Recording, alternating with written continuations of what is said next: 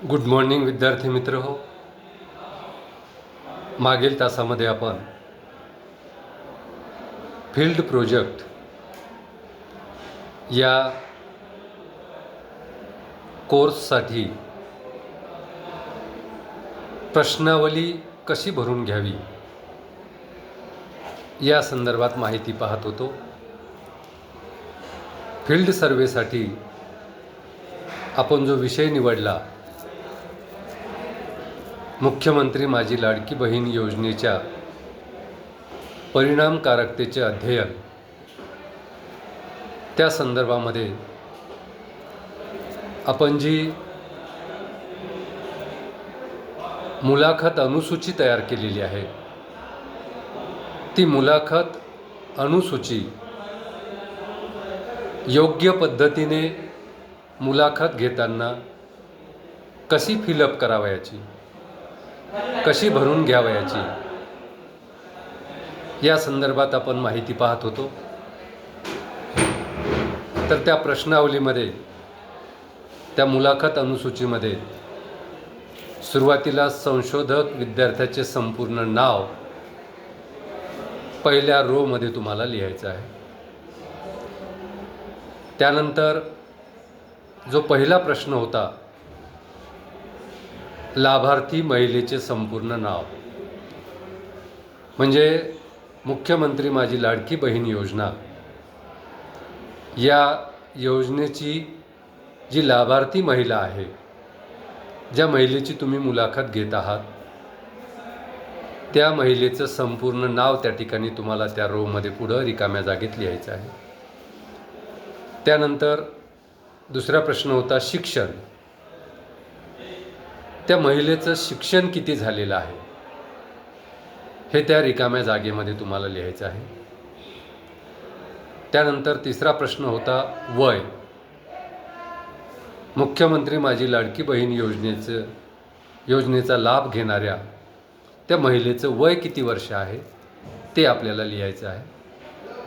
त्यानंतर चौथा गाव किंवा शहराबद्दलचा प्रश्न होता. ती ज्या गावामध्ये किंवा शहरामध्ये राहते त्या गावाचं किंवा शहराचं नाव तुम्हाला लिहायचं आहे. पाचवा प्रश्न होता तालुका. तर ते गाव किंवा शहर कोणत्या तालुक्यामध्ये येते तो तालुका तुम्हाला लिहायचा. आणि 6 नंबरचा प्रश्न होता जिल्हा. तर ती लाभार्थी महिला ज्या गावात, ज्या तालुक्यात आणि ज्या जिल्ह्यात राहते तो जिल्हा त्या ठिकाणी तुम्हाला लिहायचा. आणि 7वा प्रश्न होता लाभार्थी महिलेचा व्यवसाय. मुख्यमंत्री माझी लाडकी बहीण योजनेचा लाभ घेणारी जी महिला आहे, ती महिला कोणता व्यवसाय करते. त्यामध्ये तुम्हाला बंदिस्त प्रश्न दिलेला आहे. 3 उत्तरं तुम्हाला दिलेली आहेत. नोकरी, मजुरी किंवा गृहिणी. यापैकी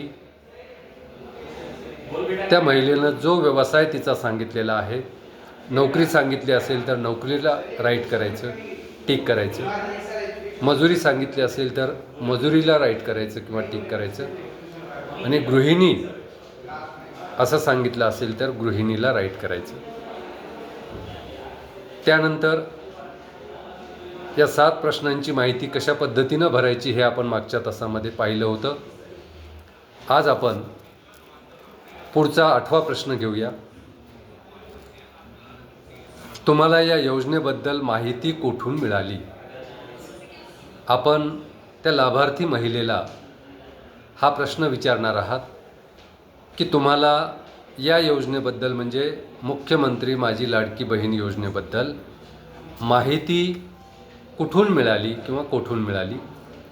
तर त्यामध्ये सुद्धा आपण 4 पर्यायी उत्तरं दिलेली आहेत.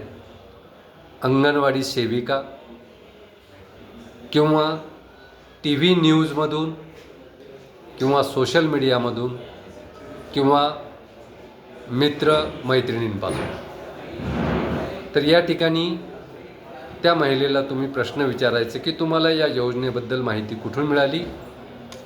त्यानंतर या 4 पैकी जे उत्तर ती महिला देईल की अंगणवाडी सेविकाकडून मिळाली किंवा TV न्यूजवरून मिळाली किंवा सोशल मीडियावरून मिळाली किंवा मित्रांकडून मिळाली, जे तिने उत्तर दिलं असेल या चारपैकी, त्या चारपैकी एका उत्तराला त्या ठिकाणी तुम्हाला टिक करायचं आहे किंवा राईट करायचं आहे. त्यानंतर पुढचा प्रश्न आहे प्रश्न क्रमांक 9 आपल्या अनुसूचीमधला, मुलाखत अनुसूचीमधला. अर्ज भरताना तुम्हाला काही अडचणी आल्या का? म्हणजे मुख्यमंत्री माझी लाडकी बहीण योजनेचा लाभ घेण्यासाठी तुम्ही जो अर्ज भरला, तो अर्ज भरताना तुम्हाला काही अडचणी आल्या का? तर त्याचे आपण 2 पर्याय दिले, होय किंवा नाही. तर त्या महिलेला मुख्यमंत्री माझी लाडकी बहीण योजनेचा अर्ज भरताना काही अडचणी आल्या असतील तर ती महिला तुम्हाला अडचणी आल्या असे म्हणेल किंवा होय असं उत्तर देईल. तेव्हा तुम्ही होयला राईट करायचं. आणि जर हा अर्ज करताना काहीही अडचणी आल्या नसतील तर तुम्हाला नाही या शब्दाला राईट करायचं आहे. म्हणजे अर्ज भरताना तुम्हाला काही अडचणी आल्या का हा प्रश्न विचारल्यावर होय किंवा नाही या 2 पैकी एक उत्तर येईल. होय असं जर आलं तर होयला राईट करायचं आणि नाही जर आलं तर नाहीला राईट करायचं. अशा पद्धतीनं या 9 नंबरच्या प्रश्नाची माहिती तुम्हाला या ठिकाणी टिक करायची आहे. त्यानंतर 10वा प्रश्न आहे मुलाखत अनुसूचीमधील 10वा प्रश्न. तुमची EKYC प्रक्रिया यशस्वी झाली का? त्या महिलेला तुम्ही हा प्रश्न विचारणार, लाभार्थी महिलेला, की तुमची EKYC प्रक्रिया यशस्वी झाली का? त्याचं सुद्धा उत्तर 2 शक्यता आहेत, होय किंवा नाही. ती तुम्हाला सांगेल EKYC झालेली आहे, EKYC प्रक्रिया झालेली आहे. झालेली आहे म्हटलं तर होयला राईट करायचं आणि EKYC प्रक्रिया झाली नसेल तर नाहीला राईट करायचं. आता EKYC म्हणजे तुम्हाला माहीत असणं आवश्यक आहे. EKYC म्हणजे काय? Electronic know your customer. E म्हणजे इलेक्ट्रॉनिक्स, के म्हणजे नो, वाय म्हणजे युअर आणि सी म्हणजे customer. Electronic know your customer हे त्या EKYCचं लॉंग फॉर्म आहे. हे तुम्हाला माहीत असलं पाहिजे. म्हणून 10 नंबरचा प्रश्न आहे तुमची EKYC प्रक्रिया यशस्वी झाली का?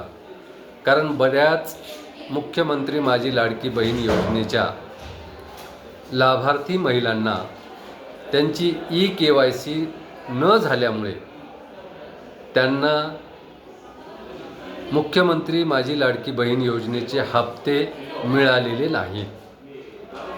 त्यांचे हप्ते EKYC प्रक्रिया न झाल्यामुळे, यशस्वी न झाल्यामुळे त्यांचे हप्ते त्या ठिकाणी मिळालेले नाहीत.